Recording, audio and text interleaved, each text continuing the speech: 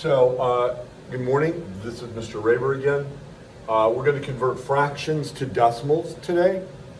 A fraction is really just a division problem, right? It's just a division problem. The numerator goes on the inside of the division house and the denominator goes on the outside. You put your decimal in, bring it up to the top, and then it's just a basic, normal, regular division problem. You just solve it as if there were no decimal there. So, does 5 go into 1? No. Does 5 go into 10? Yes, it does. 2 times. So that's 10. So subtract, you end up with 0 remainder. So 1/5 is the same as 2/10, or it's also the same as 20 hundredths. So that's one problem. Let's try something else. Let's try another. Let's do 7/8. Okay, so numerator on the inside with your decimal and 3 zeros. Denominator on the outside, decimal up to the top. Again, it's just a division problem. That's all we're doing. It's a regular basic division problem. So, does 8 go into 7? No. Does 8 go into 70? Yes, it goes in 8 times, which is 64. Subtract, you bring down your 6. 0, does 8 go in here? Yes, it goes in 7 times, which is 56. Subtract, bring down 4, bring down your 0. Does 8 go into 40? Yes, it does, 5 times. And so 7/8 is the same as 875 thousandths. 875 thousandths. Again, it's just a division problem. So you take your numerator, put it on the inside, your denominator, put it on the outside, and then just solve your problem like you normally would any division problem. So these are also, these first two, so the first one we did was 0.2, second one we did was 0.875, or 2/10 and 875 thousandths. And these are both what we call terminating decimals. And that means that when we did our division problem, we ended up with a 0 remainder at the end. So on the 2/10, we did 5 goes into 10 2 times.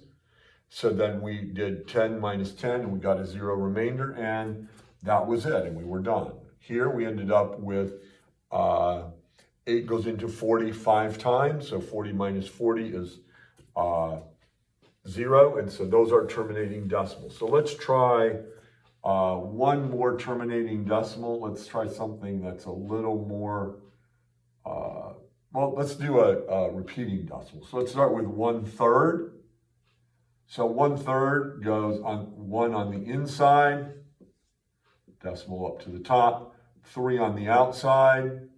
So then 3 go into 1? No. 3 goes into 10? Yes. 3 times, which is 9. Subtract 1, bring down to 0. Wow, Mr. Raber, that looks like it's just going to repeat. And you're right, it will repeat. So 1/3 as a decimal is either 0.3 repeating. You could list it just as 0.33. Those would be the same thing. So that's how you do a repeating decimal.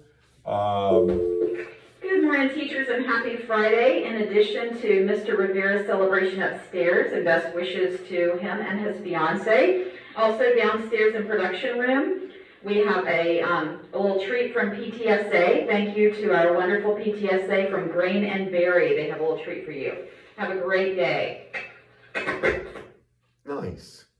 Thank you for that announcement. Let's go get in a side bowl. Let's try 4/9. 9 is another one that has, so put a 4 here, 0.00, put it up to the top, 9 on the outside. So 9 goes into 40, into 4 0 times, into 40 4 times, which is 36. Subtract, you get 4, bring down to 0. Wow, Mr. Rayburn. So that means it's going to be a 0.4 repeating. And this is just a little small, I don't know what you want to call it, a little treat or a little bit of information. Anytime you have 9 as your denominator, so let's just put any number n over 9, n as long as n is less than, is a single digit number, I guess, is how we should say that. That n is just going to be n repeating.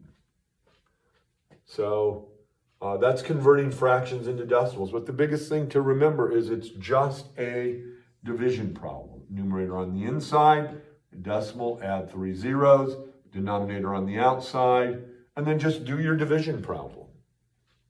Thank you.